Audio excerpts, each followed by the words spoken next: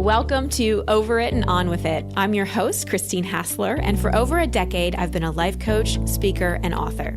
Each week, you'll hear me work directly with a caller as I coach them through a goal they want to accomplish or an obstacle they may be facing. I'll provide a blend of practical and spiritual advice, as well as tangible actions you can apply to your own life. Now, let's get on with the episode.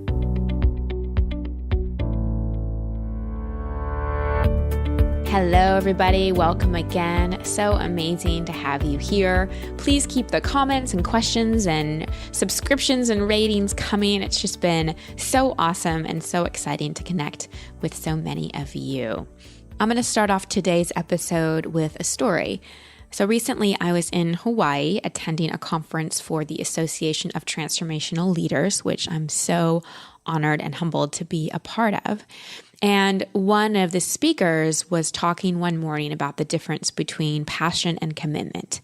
And he said, I know a lot of people that are super, uber, duper passionate, but they really don't do anything. They're not making an impact. They talk about it, they feel it, but what are they doing? Really, the difference makers are people with commitment. And I'm adding discipline. We can be completely passionate and completely excited about something, but unless we're fully committed and disciplined about taking steps to make it happen, then it's sort of just entertainment. It's kind of an idea. So if you're someone who feels a little stuck, you feel so passionate about something, you want to make a difference, how committed are you? And commitment often requires saying no to other things. It requires investing in yourself. It requires taking risks. It requires being uncomfortable with uncertainty.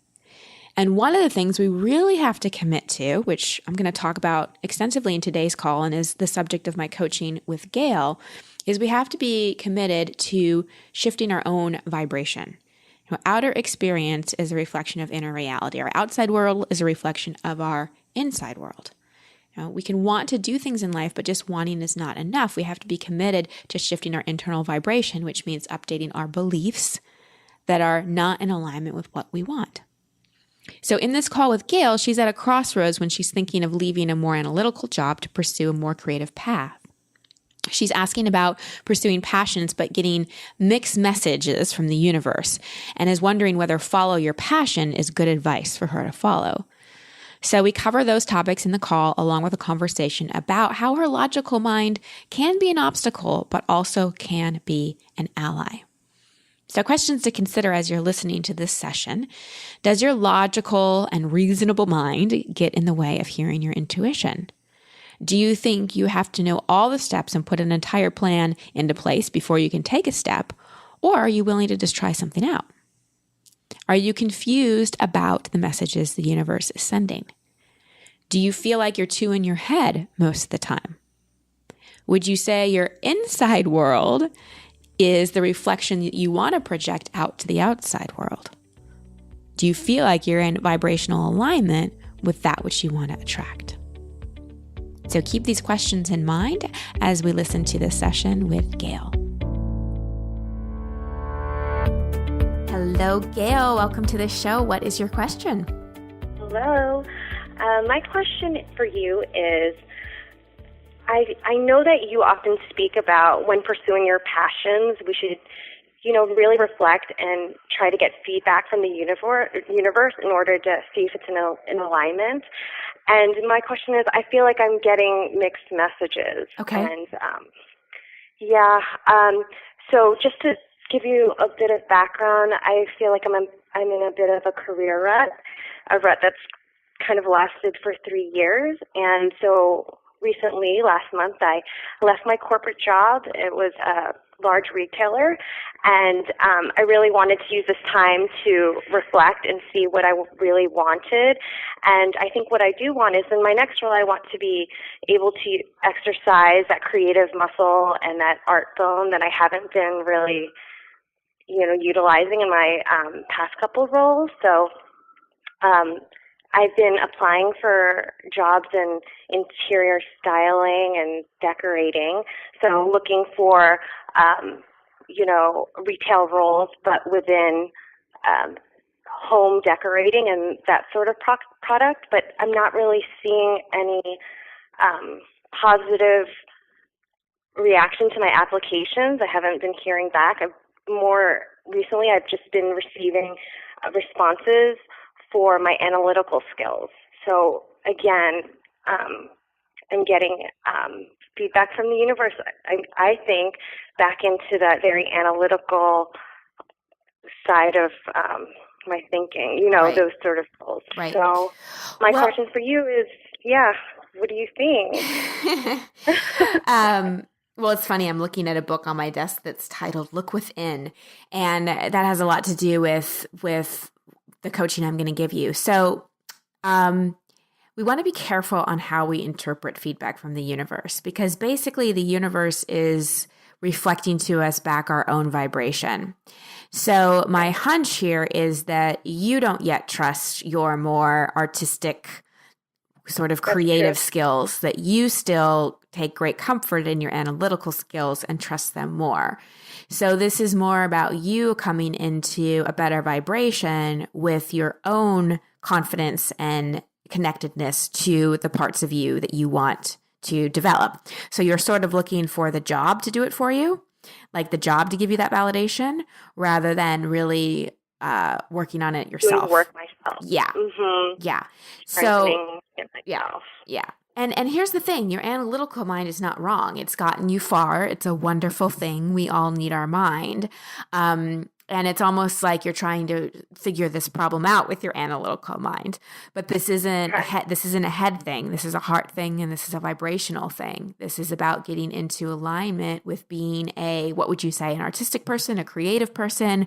What do you want to develop more of? What's the quality you're really looking to step into? Right. That was a question. Yes. Okay. Yes. Yes. So there are retailers that work with home furnishings, home decorating, interior styling, and so I thought, wouldn't it be great to use my transferable skills, my analytical skills, with a company that has the product that I love. And then once, I'm in that role, then I can expand my responsibilities, voice that I have an interest in doing more creative projects. And that was basically my thinking. That's how I would get my foot into the door. But I see what you're saying. Maybe I need to work on strengthening those creative skills myself, creating my own portfolio on my own time, and then move forward from there. Well, that was a very logical, well thought out process plan. So here's what I want to know. Take all reason and logic out. Don't even take all reason and logic out. What do you really want to do? Okay, so I just see myself one day creating beautiful spaces and, working with clients and, giving them that service of, oh, wow, this home that I helped create and, decorated for you, this home will invite you, or it becomes inviting, or it will come up to welcome you, that sort of thing. So you're someone that can go to furniture stores or Pier 1 or look through Pinterest for hours and just be so happy. Yes, so happy. Awesome. Just go into stores and just visualize what a room would look like with these items in it. And I don't know if people listening can detect it. And I want my listeners to start paying more attention to subtle energies. I'm pointing this out. Your voice and your energy just shifted when you talked about that. Did you notice that? I think so, yeah. Yeah. I think I'm smiling when I'm speaking about it. And when I speak about, my very corporate analytical job, I'm not smiling. And you don't breathe. And even the sirens in the background just got louder. You don't breathe. You're not breathing when you're talking about the analytical thing. So just take a deep breath. And do you know one person, Gail, who just moved or has a new home or has a home that isn't decorated well? Yes, my sister, actually. Awesome. Have you offered to create her space for her? I have, yeah. And has she taken you up on it? Yeah, she's like, anytime, please do. So now's the time. Okay. No, that's really good advice. Yeah. So I love that your analytical mind had this whole plan of, well, first I need to get a job in interior design, and then I need to prove myself, and then I need to blah, blah, blah. It was very 1, 2, 3, 4, very, bullet points and Roman numerals and all that jazz. Yeah. But what you really want to do is you just want to start doing this. So if you need someone to give you permission, that person is you, but I'm happy to be the second person to give you permission to say, just start doing it. Because really, do you really think that now here's the thing. I am all for learning. I've worked for many other people in my career, and it's been a very, very valuable experience for me. I'm all for that. But let me just ask you this, because it sounds like you've had corporate work and you've had jobs before and you've gotten that experience. Do you think at this point it would serve you better to keep sending resumes out and trying to get a job at an interior design firm or a furniture shop or whatever? Or would it serve you better to start to satiate this creative hunger that you have and offer your services to your sister and maybe one other person? Oh, yeah. You know what? That is a really good point. Like, I think that if I were to help my sister and then even, decorate my own place, make different changes there, I think that would definitely make me happy. Question. So I know that often people say, follow your passion, but I've been reading conflicting things online about how that's not always the best advice. So maybe your interests, your passions are your hobbies. What's your intake on that? That's another. So there's a couple reasons why I'm suggesting doing this for your sister and yourself. And because definitely if you want to do this, you've got to make sure your own space is that, because we always want to practice what we preach, right? So, like you wouldn't go to a personal trainer that never exercised, right? So you want to make sure you have first off, you want to be in the vibrational alignment. Like you said, you're paying attention to science for the universe. So putting yourself into action of more of the type of things you want to do is going to start shifting your vibration around it. So you're going to be more likely to attract another job or opportunities if you're in the vibration of already doing it. Just thinking about it in your head isn't enough. You've got to get in the vibration of doing it. And then while you're doing that, do a lot of self-acknowledgement, not from the ego place, but from the pride place. Like, I love this. This is amazing. I'm living into my gifts, and really connect to it so that you start to like really embody being an interior designer or whatever you want to call it, creating beautiful spaces for people. I think that's what you said. So, and it answers the second question of, is a passion a hobby or is it a career? Until you dabble in it and you give it a whirl, you don't know, but it's a step to something. So I'll tell you a story. When I left my fancy job as a Hollywood agent, I've always been really into fitness and health and nutrition and exercise. And I was like, well, I'm going to go be a personal trainer and nutritionist. That's my next career. And I did it. And at first I was really excited about it. And then I hated it because I was like, wow, this was my hobby. This was my me time. And now I'm in the gym all the time. And now I had body dysmorphia issues back in my 20s, and now they're even worse because, I'm in the gym all the time. And so for me, I realized, wow, this is more of a hobby and this is more of something I've done on my own. However, being a personal trainer and working with people was absolutely something that supported me in my coaching career. Because I just was talking to people about their life and their problems. And I started acquiring all these skills that eventually led me to what is really in alignment with my entelechy and my soul in terms of the work that I do now. So it's very much a journey. It's very much a journey. Exactly. Understand that. Exactly. Exactly. That's and I think great advice. The other thing I would say to you, Gail, is feel into things instead of figuring them out so much. Okay. No, that's really good advice too, because your observations have really have been enlightening for sure. I didn't realize that I was so logical and, like you said, A, B, C, numerical order, that sort of thing. And again, that's a beautiful gift. That's wonderful. And the thing with being logical is that your mind is great with patterns too, which will be awesome when you're designing spaces. So as much as there's that artistic creative, that logical mind will see patterns and will see structures. And you might even go to interior design school, which is, a step above decorating, right? It's like you actually learn design elements. So that might be a beautiful path for you to pursue. And it's that mix of the logical and the creative. So it's just using your logical way, your mind in a way that really serves you and supports you instead of in a way that restricts you. So people that are okay, good. And for people that are highly logical out there, having a spiritual practice is really important. To a spiritual practice and also a creative practice. It's very important for highly logical, intelligent people to dance, to draw, to sing, to paint, to do something.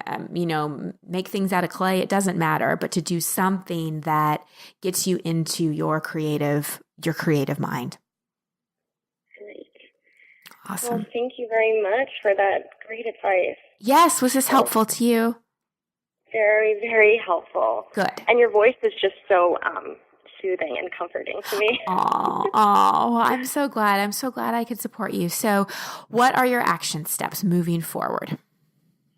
So I think I'm going to continue with interviewing for these jobs that, the analytical jobs. But however, on the weekend, I'm going to help create beautiful spaces for my sister and myself.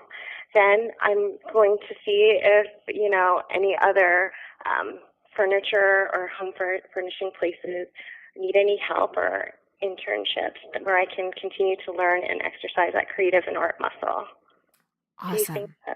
I think that's great. The only thing I would edit is let's not context a job as analytical or not analytical. Let's just ask, do you have a spiritual practice at all? As in organized religion? No, just any kind of prayer, meditation, yoga. I try to meditate, although I haven't been doing it regularly. Okay. Well, maybe just, 5 minutes in the morning or even 3 minutes if 5 minutes feels like torture. Okay. Just really just sit and listen to your breath and just ask. Ask that the next, one of my favorite prayers is, God, please put the next step in front of me in a way that I can see, understand, and have the courage and willingness to take. And really just ask that your guides and your God, whatever you call it, help lead you to the best opportunity for you. And get yourself every morning, really say some affirming things to yourself so you get yourself in the vibration of being the fullest expression of you. Okay. I love that. Fullest expression of you. Yep. So live your passion and be mindful. Yeah, like live the fullest expression. Don't just think that it's only the things other people have told you you're good at. Mm-hmm. Absolutely. Okay. Just be really mindful of that vibration within myself. Mm-hmm. Listen to it. Yeah, and feel it. Don't just think it, feel it. I love that. Feel it. Because I often do, I think it only. I need to feel it. Yeah. Yeah. I'm going to have you do something silly. So just, you're going to put down the phone in a second. So you're going to put down the phone, you're going to stand up, and you're going to do like 3 twirls around. And actually, I just want you to twirl around until you start giggling and then come back to the phone. Okay. So go ahead. I'm going to start now. Hang on. Yep.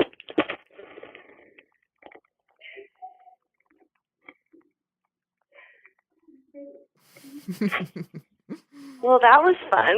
Exactly. So that's my other prescription. Get more in your body and have more fun. Okay. Yeah. I will.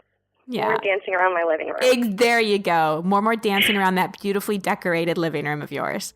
Yes. Oh, good. Yes. Awesome, Gail. Thank you so much. Thank you so much for speaking with me today. I really, really appreciate it, and I'm a huge fan of your work. Oh, my pleasure. My pleasure. Blessings to you.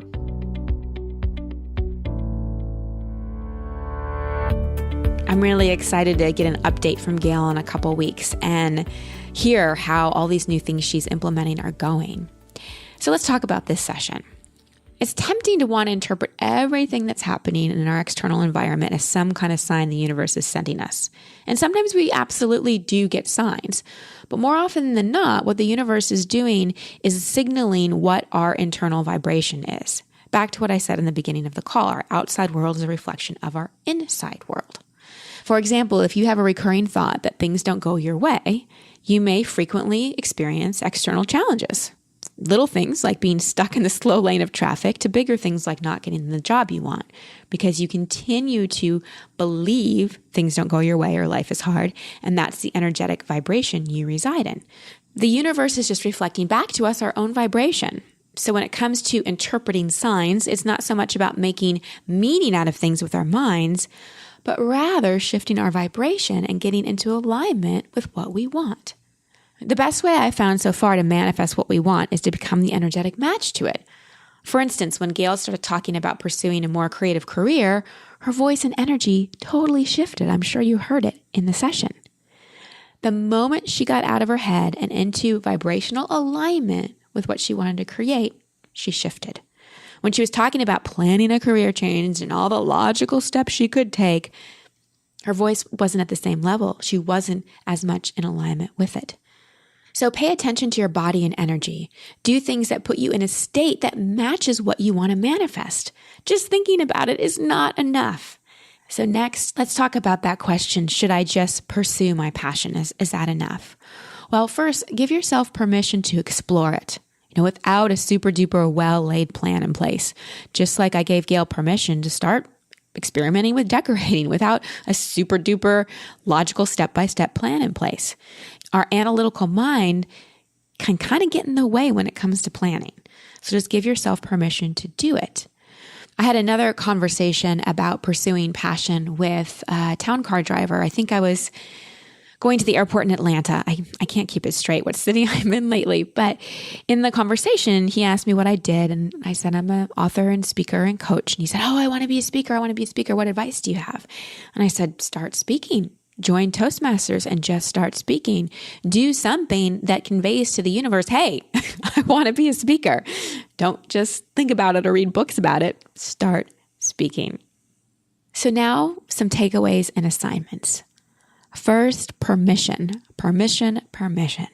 Give yourself permission to explore and pursue something you're passionate about, but just dabble in it. Just satiate that appetite a little bit. You don't have to do an entire career change. Give yourself permission to explore to see if you really, really love it and if you're really feeling like it could be a career shift for you. Next, practice vibrational manifesting. Think of one thing you'd like to create in your life, like money, abundance, and notice all the ways the universe shows you that you are abundant. Look around. Just look at your iPhone. If you're listening on an iPhone, like how amazing is that you have basically a computer in your hand? We're so abundant. And when we're focusing on what we don't have, sometimes we miss out on all the abundance around us. Next, get into your creativity. Please, please, please. It's very important for heady people to get out of your head and into your body. Like the example of how I had Gail twirl around in her room on the call. You heard how she started to laugh and get all giddy. Well, you can do that too. Have a dance party in your living room. I do. I'm probably going to have one after I finish recording.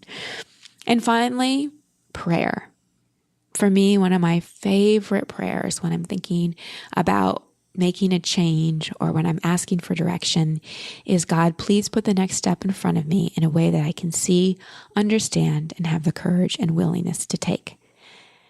And know that whatever you do and wherever you go, the universe is always there to support you. Just don't forget to ask for support along the journey. Thank you for listening to Over It and On With It. I love hearing from you, so please post your comments or questions at christinehassler.com/podcast. That's also the place you can sign up to receive coaching from me in an upcoming episode. And if you love this show, please share it and subscribe in iTunes. You can find all my social media handles and sign up to be part of my community at christinehassler.com. Until next week, here's to getting over it and on with it. Much love and many blessings.